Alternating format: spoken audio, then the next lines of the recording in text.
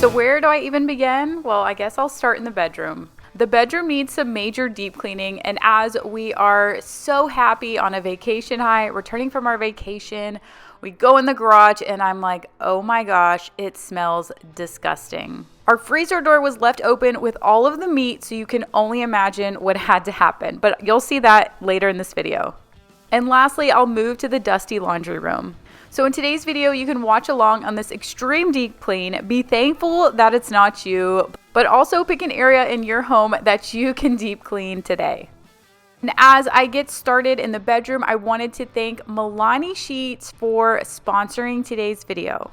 So some of you guys know that I do like my bamboo sheets, but whenever I saw that Milani was a best-selling, award-winning sheets with over 300,000 positive reviews, I needed to try them out.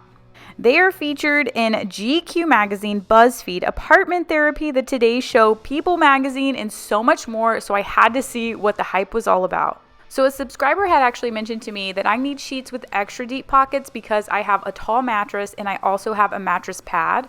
So my sheets never fit on my bed right, but with Milani, I did find the perfect fit. I got the king size extra deep fit, and y'all, these are buttery soft.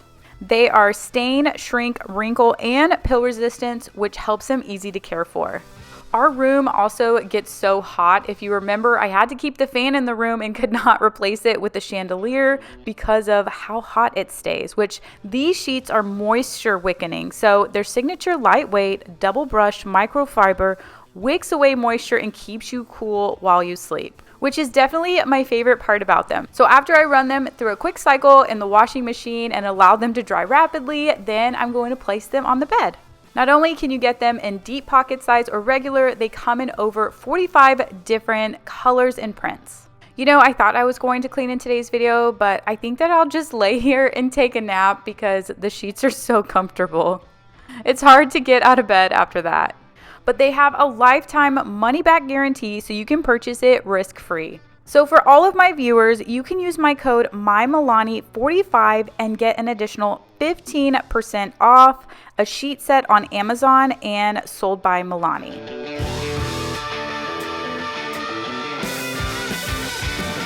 So let's rewind for a minute and get this comforter off of the bed. So we do have a black lab and she rubs against the edge of the comforter. So there is always dog hair. And in the summertime, it's definitely worse because that's when she sheds a lot.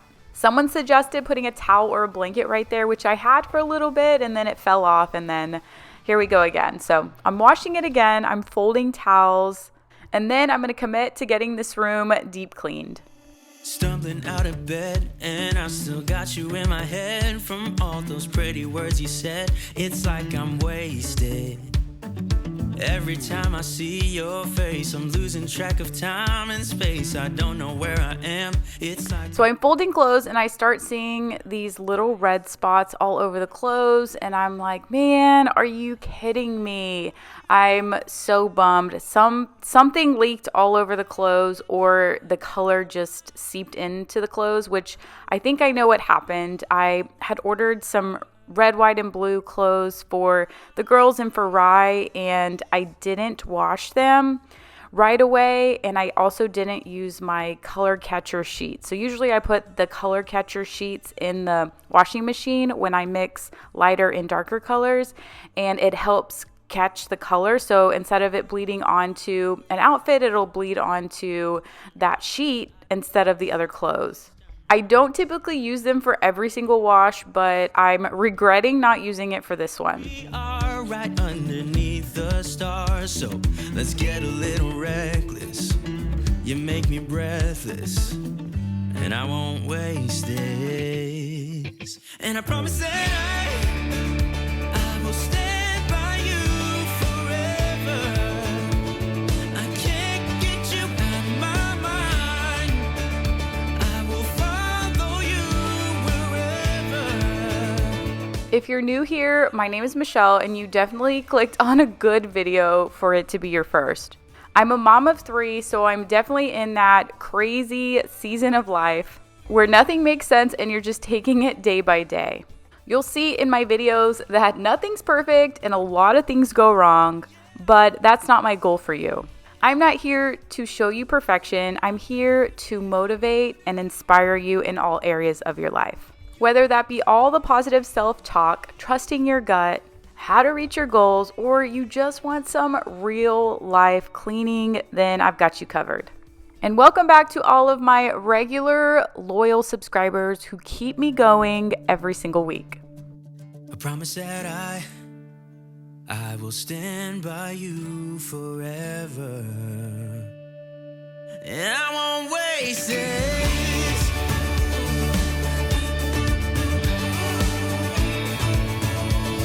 I'll follow you, yeah.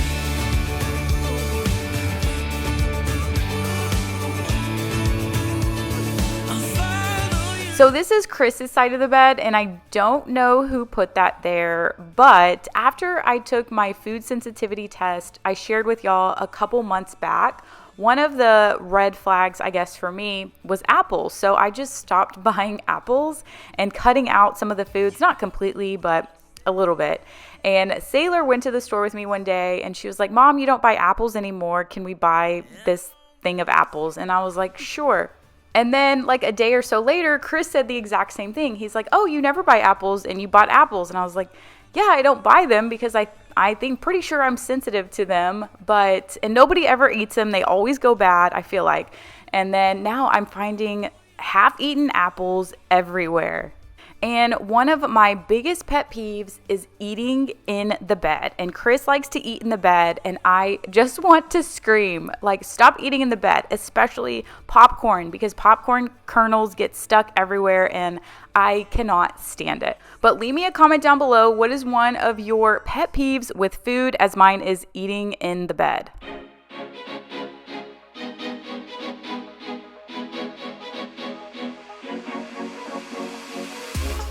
Give me something new. I want it back through and through. Just do it. I let you rule. I know you like to break the rules. And my cry is being too good for you. I'm too good to you. I'm too good to you.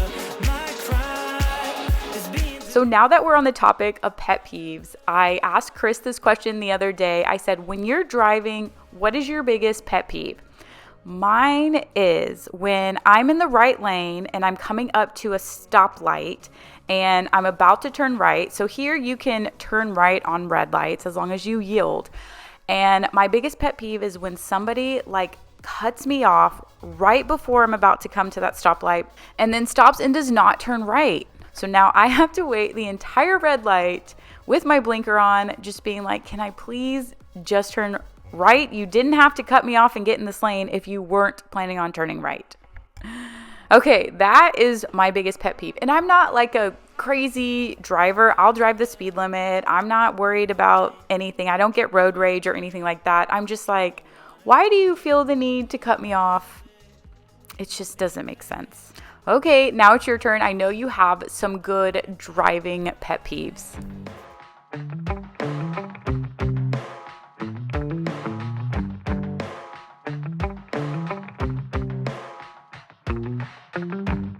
We got our windows down, driving down the 405, sing along to the radio. We're gonna make it someday. Nothing's gonna get in our way. We will be the biggest band. So I decided that I wanted to clean behind this dresser and dust behind it because it gets dusty. It's been definitely worse than what it is now. And whenever I vacuumed up this area, that is the cord that goes to the TV, internet, cable, whatever. And I guess that I must have messed up something while I was vacuuming behind here, because the next day, or maybe it was later that day, we realized that the cable box in the living room stopped working. So we didn't have cable for anything. Chris was upset the Astros game was on, so we watched it on Fubo or another one of those apps. And I dread calling cable companies or any type of service company, because I'm always on the phone for hours. So I call them, and also the one in the bedroom stopped working. So I thought, okay, well, it must be that master box is out. So it's causing all the other ones to not work. So we restarted it. We reset the box. We restarted the internet. We like tried everything. So like 4 days later, I end up calling the cable company. And I'm like, the cable box doesn't work in our living room. It doesn't work in our bedroom. Something's messed up. I think these boxes are 8 years old and they're super old. We need new ones. Help us fix it. So he's like, okay. I'm just going to go ahead and reset your internet. I'm like, okay, we've already tried that. You know, that's like the number one rule. If something's broken, just restart it. And I'm like, we've already tried that. So he restarts it and it starts working. And I'm like, okay, I feel like an idiot. We've already done that. But luckily it was an easy fix. So the other box started working, but I was like, our bedroom box still doesn't work.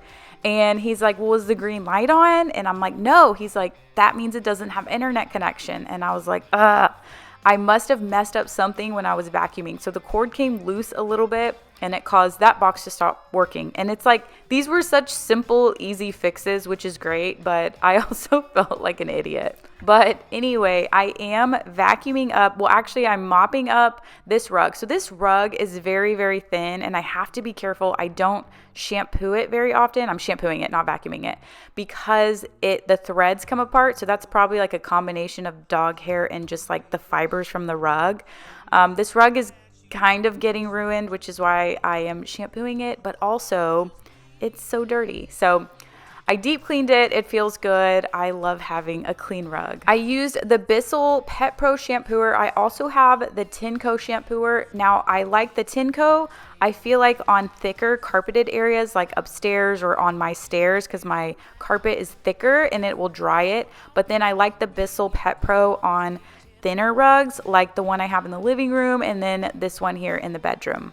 So that's just my 2 cents on comparing the two.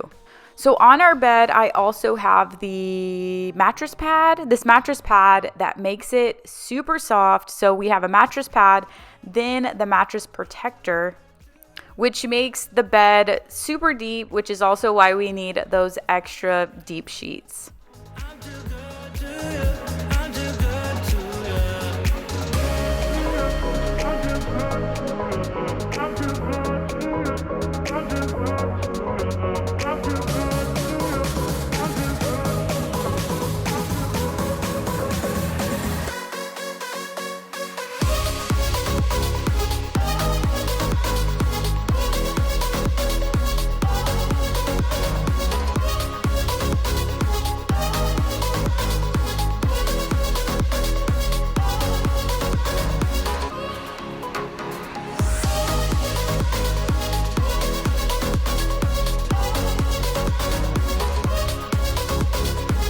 I did a Q&A, ask me a question on my Instagram, Michelle O'Malley 711 last week. So throughout the video, I will just be answering a couple of y'all's questions. So first question is, what is one cleaning product that you can't live without?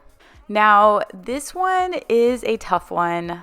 This one would probably be either my cordless vacuum or my Tenco wet vacuum, where it vacuums and mops at the same time. For the wet vac, Tenco has different models. So if you have depending on your price point, then they have options for all. Another quick question, how was your 4th of July? It was great. We went to a friend's it was like a beach bay house, and I took the girls fishing for the first time. Sailor loved it. I love fishing. I have so many memories fishing as a kid, so it's something I enjoyed. And then she caught a ton of small fish. We had the best time. Now, the bedroom is finally clean. It feels good to have it clean, and not only that, it smells clean, which is probably the best thing. Every time I wash the comforter or the duvet cover from the comforter and there's all that dog hair, I always open up the little vent thing and there's dog hair in there. That is so gross, but I mean, that's just what happens when you have a dog that sheds. All right, moving on to the next place. And speaking of my 4th of July, whenever we got back from our 4th of July weekend, as I said, we walked into the garage and I was like, man, Chris, did you not take the trash out? And he's like, I know, man, it stinks. And I look over and this freezer door is cracked open and there is just we cleaned up a little bit of this blood dripping already. It was everywhere, and I was like, are you kidding me? If you watch the stories on our Instagram, then you kind of already know this story, but we were devastated. This is our old meat freezer, but this is full of meat that we have. It is like all organic meat. It is meat from hunting. It is meat from the farm. It is not meat. There's some meat that's from the store, but most of it is not store-bought meat. So you can only imagine how we feel. Not only that, somebody told me on Instagram, they're like, I can smell that through the camera.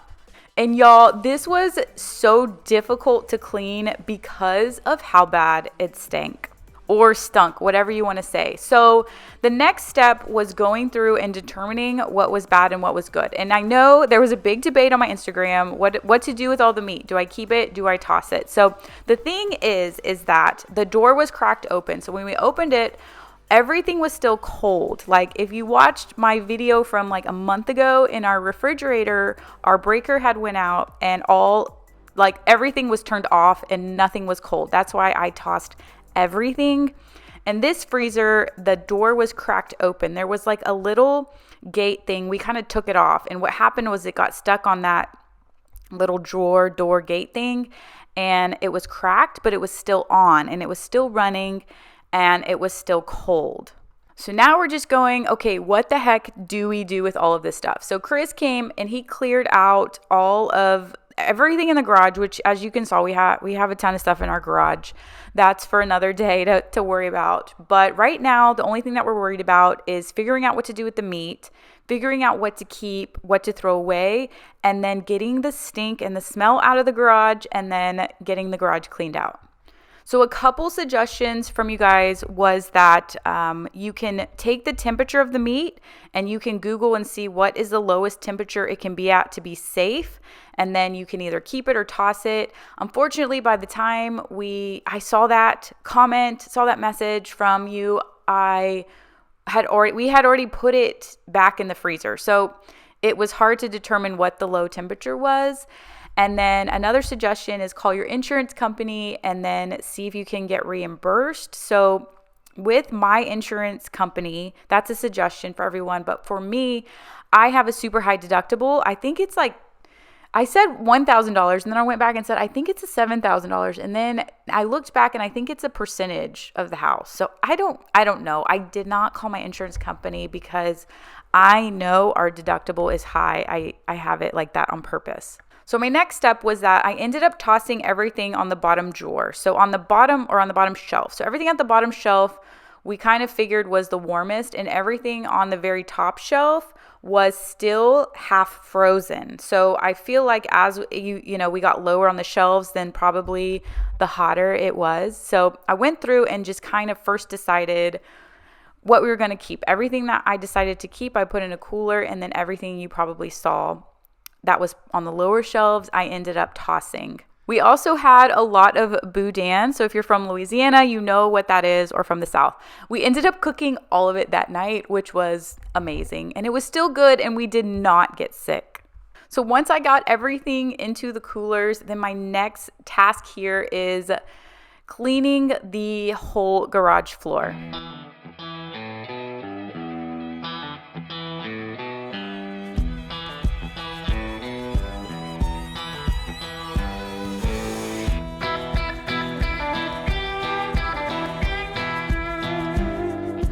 To get rid of the awful smell, I am going to pull out the bleach and put that all over the floor.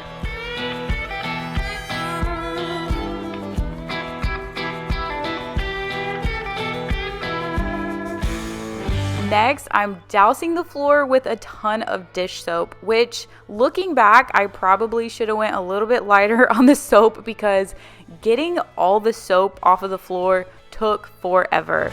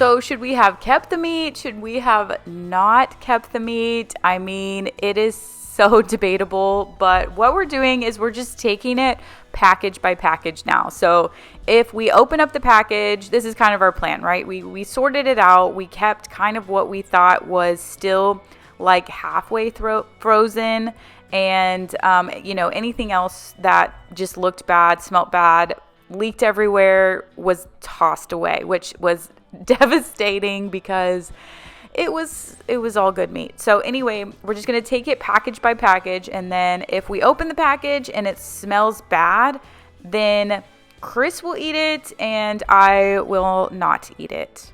That's the plan moving forward.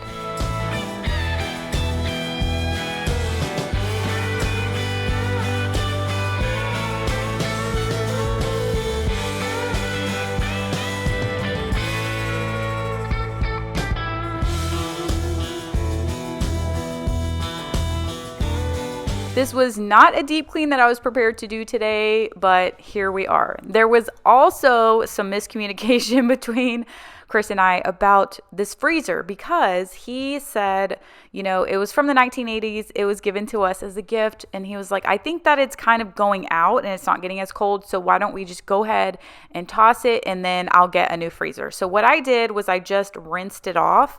And then we were talking about getting a new one. And then as he was looking at them, he was like, these are $600. We are definitely keeping the freezer that we have. So he put it back in the garage. And then the next day, and we have like all of this stuff out here. We're going through it. We're cleaning it up a bit. And then we're going to move some stuff back in here, get it reorganized and cleaned out. But so the next day I opened the freezer and I'm like, gosh, it still stinks so bad. And he's like, you didn't clean it out? And I'm like, no, because I thought we were getting rid of it. So I didn't spend time cleaning it and scrubbing the inside of the freezer. So the next day he actually went, cleaned everything back out of that freezer. You scrubbed it down, poured bleach on it, whatever, finally got rid of the smell in the freezer. So we finally have a good smelling garage. We have some of our meat and we're just going to go with it. So this is what our garage looks like, nice and clean. Obviously, we still have a bunch of stuff to put back in here, but this is how beautiful it looks without all the stuff we had in there. The last deep clean area that I have is the laundry room. And it does go a lot smoother, but I'm also going to keep answering some of y'all's questions. So another question, how do you make time to exercise while working full-time, running a business on YouTube, and having 3 kids? So y'all know I'm a big believer in having priorities and making sure your priorities are met before you move on to your tasks. And exercise has always been on the top of my priority list because it helps me so much mentally. I believe it helped me kind of get out of depression. So I've always found a way to fit it throughout my day. Before kids, I used to do like 5 a.m. workouts. I realized that was just not it for me. And then I've always found that I can work out best during my lunch break. So when I worked corporate, when I went into the office every day, I used to like walk around the parking lot. And then I moved to a building that actually had a fitness center within it. So I would take my stuff and do lunch break workouts. And then I moved to another building without a fitness center. So I would drive across the street was a fitness center. I would drive to like 24-hour fitness, work out during lunch, do a quick shower. And I've always just loved doing it during the day. And so I kind of keep that same routine. I work from home. My kids do go to a school and I just fit it into, I do a 30-minute workout 3 to 5 times a week, and I fit it into my lunch break. And then next question is, how did you become a great motivational speaker? I appreciate that so much. I take that as a huge compliment. I've always been inspired by people who do public speaking, and in my job, I actually trained and did get up in public and have to speak kind of on stage here and there. So although it was terrifying, it's almost like a muscle that you have to work at to get better at. I feel like the way that you talk to yourself internally matters so much on the way that you feel. So if you talk to yourself negative, like I'm not good enough, I don't look this way, I don't have this, and I don't have that, and I can't do this, and you constantly do that starting from your childhood to your adulthood, then when you want to change that mindset, you have to practice every single day. It's not something like just don't think that and you'll feel better. No, every single day you need to have positive self-talk. And just like it's a muscle to public speak or it's a muscle to do that, it's a muscle that you have to practice at to build confidence. I truly believe that if there's something you want to change about that, then you have the power to change it. So I'm so passionate about it. So maybe it comes off that I'm really good at it because I just feel so strongly about it. And of course I ran out of time, but I had a question about budgeting and managing money. I wouldn't say I'm the best at it, but I have taken Dave Ramsey's Financial Peace University course and have followed his 7 baby steps to getting out of debt. If you've watched a couple other videos where I've talked a little bit about my past, and you know, I didn't grow up in the house that I live in now. I actually grew up in an 800 square foot apartment sharing a bedroom with my sister for my whole high school. We actually lived in 3 different apartments, and I got my first job when I was 15, and I also worked through college. I went to community college and then paid my way through college, going to school till 10 o'clock at night. It took me 6 years to get an undergrad degree, working days and then going to school at night. But I'm actually super, super grateful for that entire experience because it taught me so much about the importance of money. I also had to change the way I feel about money, meaning it's called like your money mindset. But I also like Ramit Sethi. His Instagram is just Ramit, R-A-M-I-T, but he has a show on Netflix, which is How to Get Rich. I like the way he thinks as well. And then one last question, I'll answer it next week. It is about, with Chris and I, was it love at first sight? And did I say yes right away when he proposed? Our proposal story was a bust, but I will tell you that next week. And no, it was not love at first sight. But anyway, I just cleaned out the inside part of the washing machine. That tends to get really dirty. And then I just cleaned out the inside of the dryer. I do like using e-cloths. So you just wet them and you don't have to like spray anything on them for cleaning the laundry room because mainly it's just super dusty. I did receive a comment from an older video whenever we completely transformed this laundry room. We did a makeover to it, and then I did an organization video with it. And someone on the organization video goes, "Oh, I wonder what it looks like now." So that made me come back here and clean it, and I guess this is what it looks like now.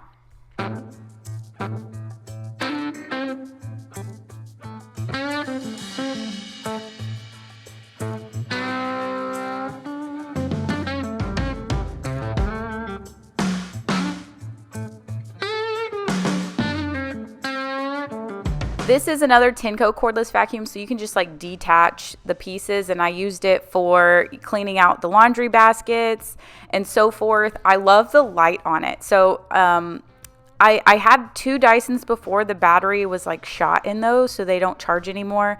So the Tenco right now is definitely my go-to, and it's powerful, and the light feature just lets you see everything you vacuum, so it's why I like it a lot. But thank you guys so much for watching today's video. If you are not subscribed and you enjoyed any part of the video, please hit that subscribe button. I have a really good backyard video for next week, and I can't wait to see you guys then.